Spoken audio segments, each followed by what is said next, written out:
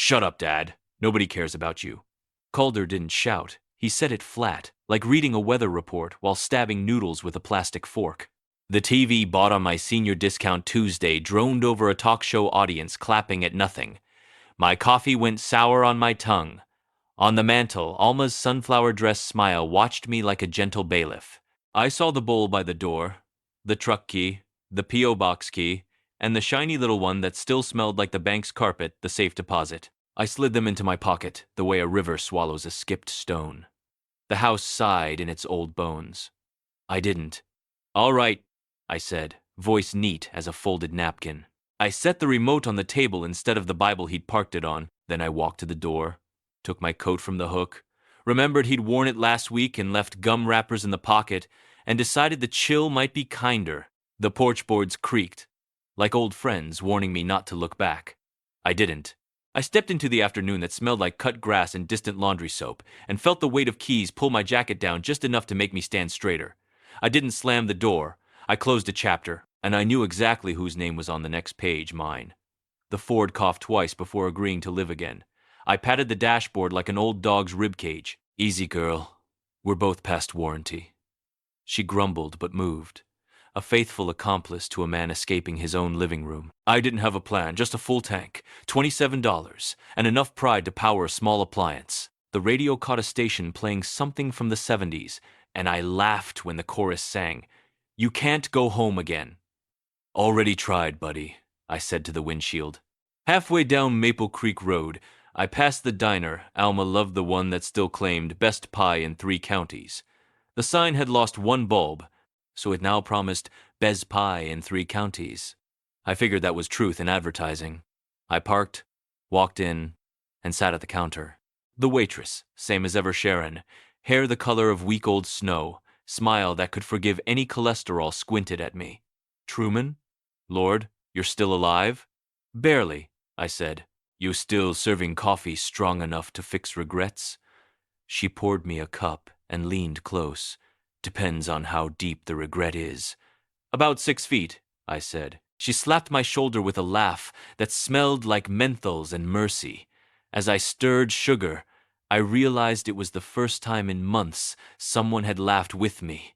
Not at me or worse, not at all. But as I sipped that bitter mercy in a chipped mug, I knew this wasn't just a drive to nowhere.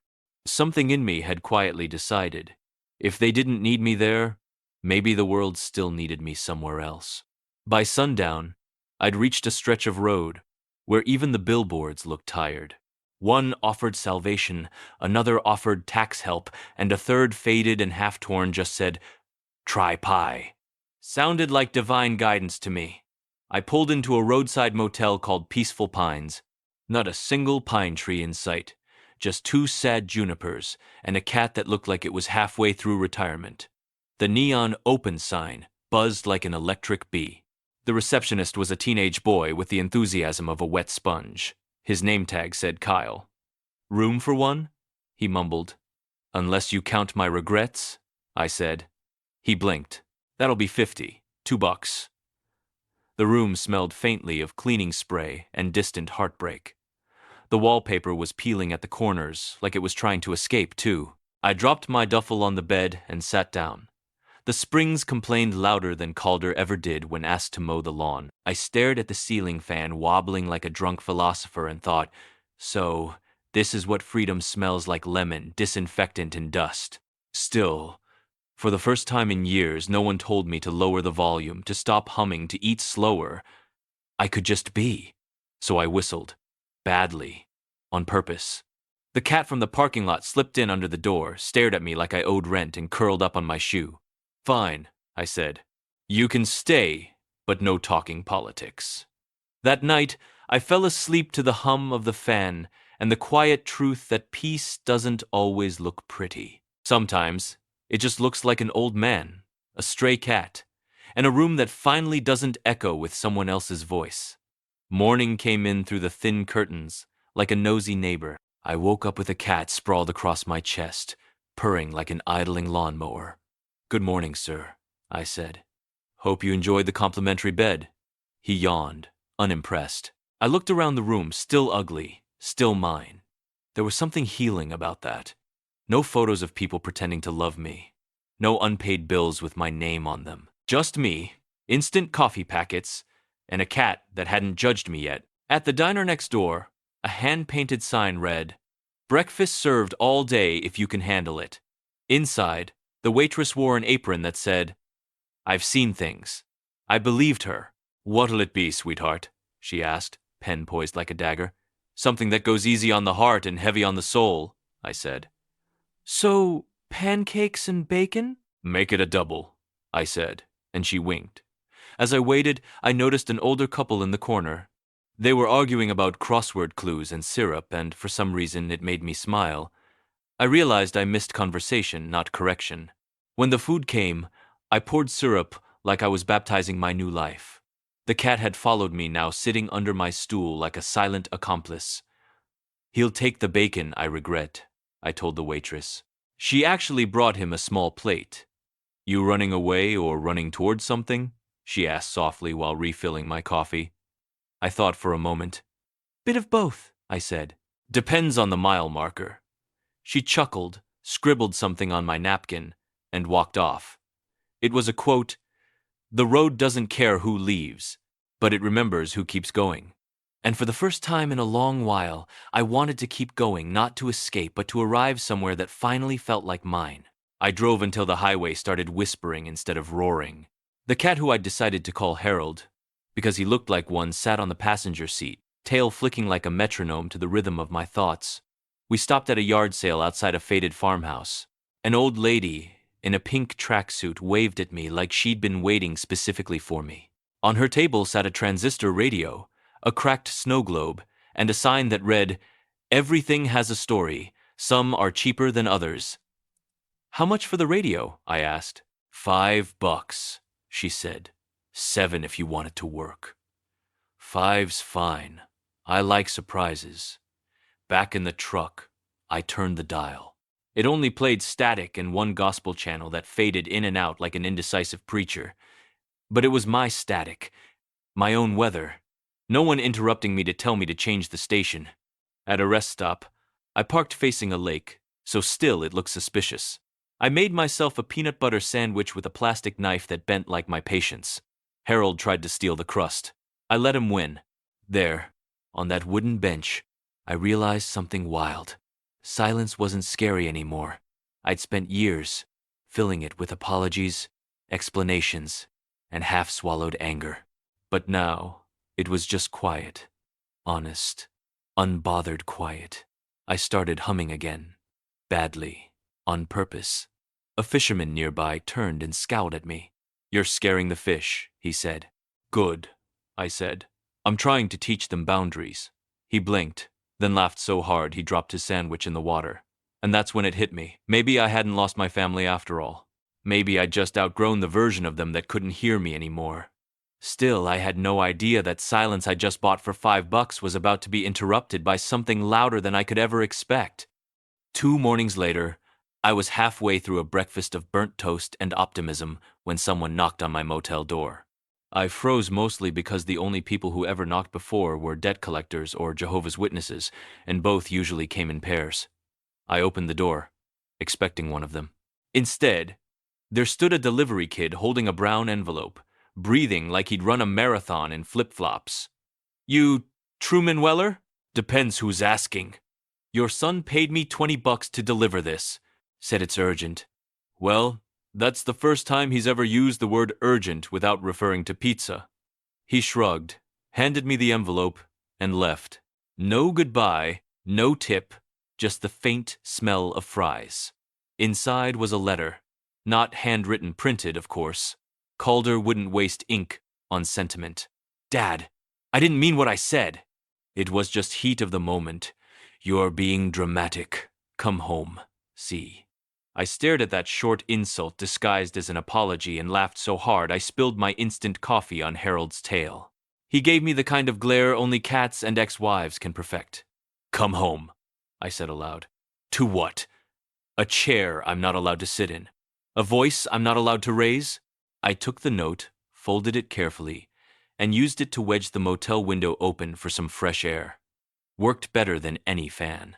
Then, just for my own amusement, I wrote my reply on the motel's complimentary notepad. Dear Calder, I am home. You're the one who moved out. I didn't mail it.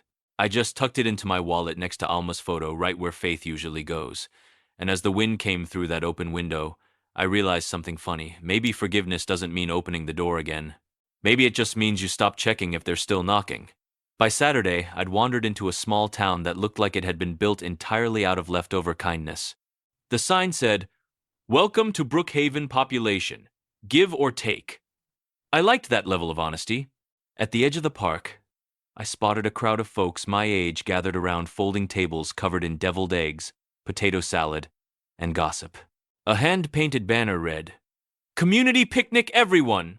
Welcome, even Larry." I had no idea who Larry was, but I admired his resilience. A woman in a floppy hat waved me over. "You lost, sweetheart?" "Probably," I said, "but at least I'm well fed while doing it." They made room for me like I'd been expected all along.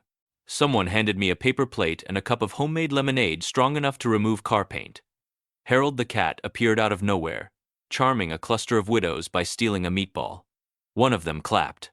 "Smart boy. He knows what's good." "Runs in the family," I said. They laughed, bless their lonely hearts. As I sat there, eating food that hadn't come from a microwave, I realized something deep and ridiculous. Maybe you can't choose your blood family, but you can definitely recruit replacements with better recipes. An old man named Floyd played harmonica like it was a full-time job. Between songs, he nudged me. "You traveling friend?" "Running away," I admitted. He squinted. "You sure it's not running toward?" That hit harder than the lemonade.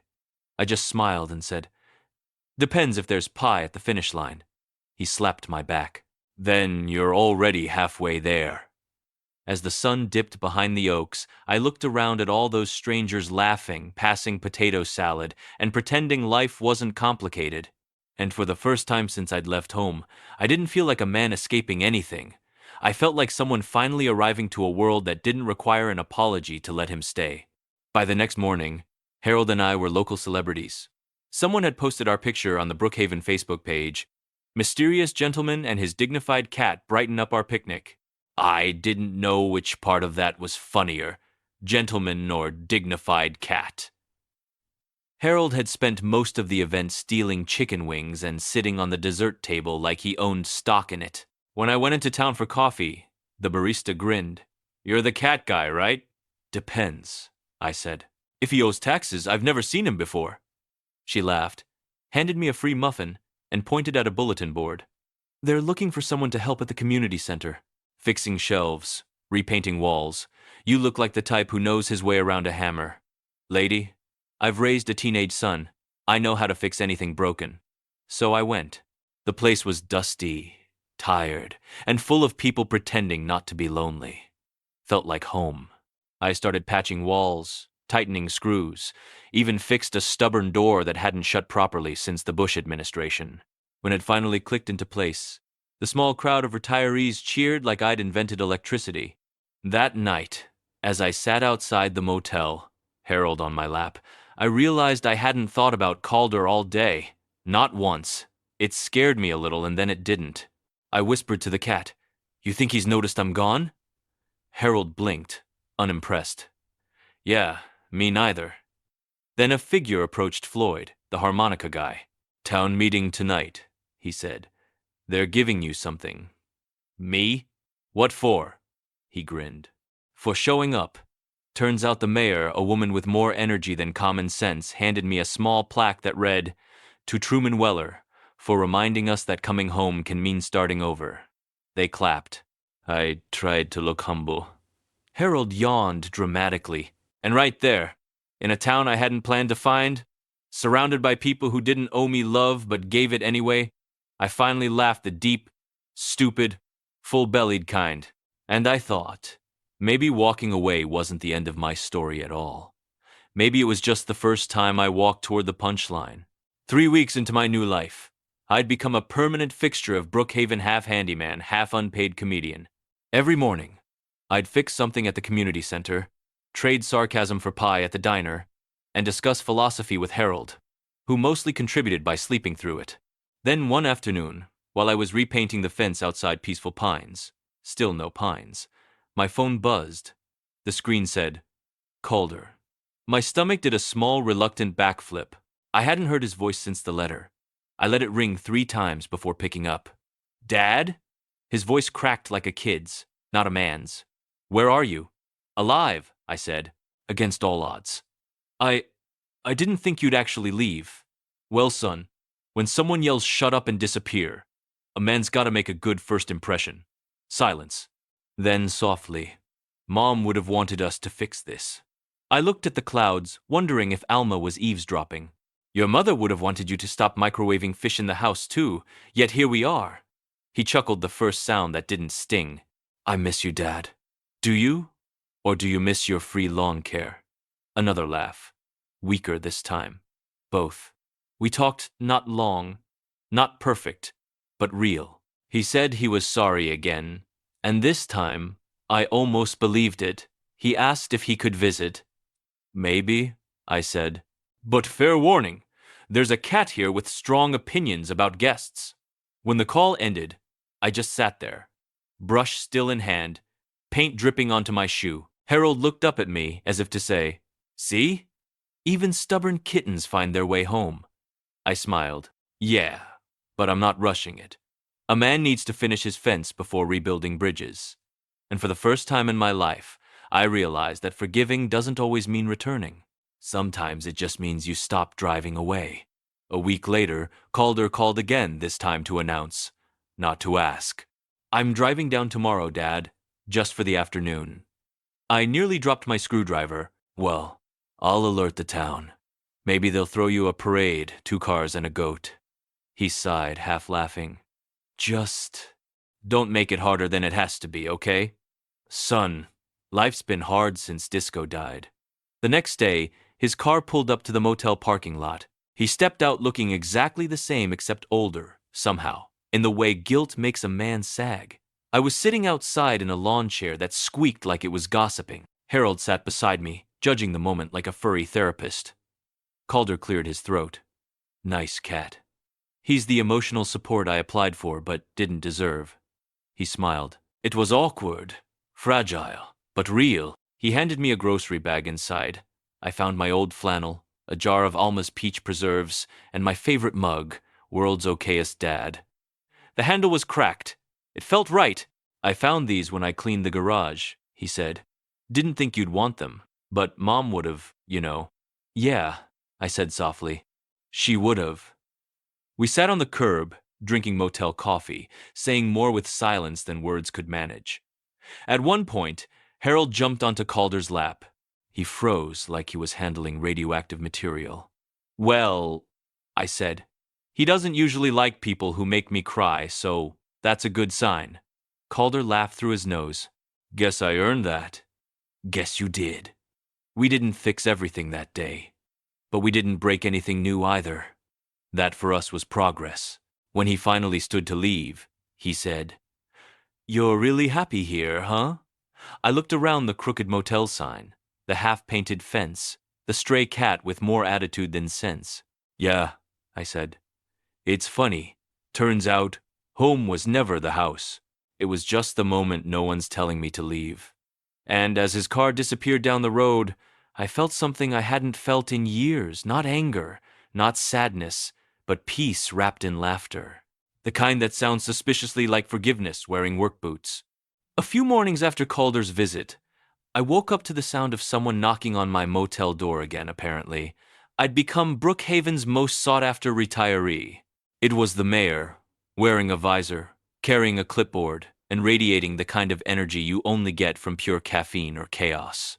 Mr. Weller, she said, we've got a situation at the community hall. The air conditioner's possessed. Ma'am, if it's talking back, it might just be lonely, I said, pulling on my boots. Turns out it wasn't possessed, just clogged with bird feathers. I fixed it with duct tape, sarcasm, and a prayer. When it started humming again, the mayor clapped. You're officially the town's hero.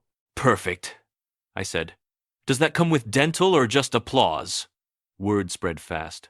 Suddenly I was fixing fences, rewiring lamps, and somehow officiating a wedding between two people in their 70s who couldn't agree on who forgot their vows first. The bride whispered, "You think we're crazy?" "Ma'am," I said, "I ran away from my own family, adopted a cat, and now I'm blessing strangers with ring pops. You're the sane ones." They laughed so hard the groom dropped the ring. It rolled straight into Harold's food bowl. We called that divine intervention. That night, sitting outside with the newlyweds, I watched the fireflies rise from the grass like quiet applause from the earth itself, and something inside me loosened the tightness that had lived under my ribs since Alma passed, since Calder's words, since all the times I'd swallowed my voice to keep peace in a home that had none. I realized this little town didn't fix me. It just heard me, and that was enough. I raised my coffee mug to the stars. "To Harold," I said. "My life coach with fur." He sneezed, completely ruining the moment.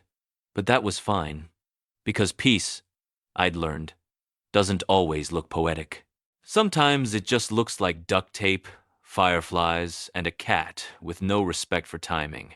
A month later, I took a morning walk through Brookhaven's little park, the one with benches that groaned louder than my knees. The air smelled like dew and pancakes. Harold trotted beside me like a four-legged celebrity on patrol. That's when I noticed a new wooden bench near the pond, with a small brass plate gleaming in the sunlight. It read, "For Alma Weller, whose laughter still echoes by the water." My breath caught. The mayor must have done it. I sat down slowly, running my fingers over her name. The wood was warm, like it remembered her somehow. "Would you look at that, Alma?" I whispered. They finally spelled our last name right. Harold jumped onto the bench, curling up beside me. For a while, we just listened, ducks arguing, kids laughing, someone playing a badly tuned guitar nearby. It was chaos. Beautiful, ordinary chaos, the kind Alma always loved. I told her everything, about Calder's visit, about the wedding, about how the townsfolk now called me Mr. Fix-It with attitude. I even confessed that I'd eaten pie for dinner 3 nights in a row. "You'd have scolded me for that," I said. "But you'd have taken a bite, too." The wind stirred, gentle but certain like a woman sighing from another room. For a moment, I swear it smelled faintly of her old perfume, lilac and something stubbornly kind. And then, because I couldn't help myself, I said, "You know, Alma, I think I finally understand what you meant by home follows you if you let it." Harold stretched, blinked at the horizon, and meowed perfectly timed, as if to say, "She told you so." I laughed out loud, drawing strange looks from 2 joggers. "Don't mind me," I said, "just having a family meeting." And as I sat there, the world didn't feel empty anymore. It just felt full of laughter, fur, and the kind of love that doesn't leave, even when you do. Somewhere between fixing leaky faucets and hosting Thursday bingo, I realized people had stopped calling me poor old Truman. Now it was just Truman, the guy with the cat and the toolbox. A promotion, if you ask me. The change hit me one afternoon at the diner. I walked in, expecting my usual corner seat, but Sharon, the waitress, shouted, "Hey, Truman! You're late! The mayor's trying to steal your booth!" I looked over, and sure enough, there she was, elbows deep in a slice of lemon meringue. "Don't make me call the police," I said. "Bench theft's still a crime." The whole diner laughed, not at me, but with me. That distinction used to be a luxury. Now it was breakfast. Later, Floyd came by the community center to help me hang a new sign out front. Brookhaven Hall, fixed by Truman and Amp. Friends, mostly Truman. He'd added the mostly himself. I let it stay. As we worked, Floyd said, "You know what I like about you, Truman? You left home and somehow found one bigger." I chuckled. "Yeah, and this one doesn't yell when I burn toast." When I got back to the motel, Harold was sitting by the window, tail twitching, watching a butterfly like it owed him money. I plopped into my chair and said, "You realize, Harold? We're locals now. They even gave us credit at the diner." He yawned, the feline equivalent of, "Don't get sentimental." But that night, as I watched the sunset stretch gold across the cracked motel walls, I thought maybe this is what winning looks like when you stop keeping score. No trophies, no applause. Just peace, earned one laugh at a time. And then my phone buzzed a picture from Calder, him in his backyard, fixing the fence I'd always meant to repair. The caption read, "Took a while, but I got it." I smiled, shaking my head. "Yeah, son," I murmured. "So did I. And for the first time in years, I didn't feel like someone who'd been left behind. I felt like someone who'd simply arrived late, but exactly on time for his own life." By autumn, I couldn't walk down Main Street without someone honking, waving, or trying to hand me a casserole. Brookhaven had that small town law.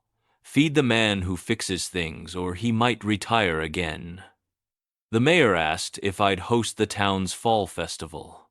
"You're our most reliable resident," she said. "Ma'am," I told her, "I once lost a cat in my own room." "Yes," she replied. "And yet somehow you found an entire community. That's leadership." So, I did it. I put on my best flannel.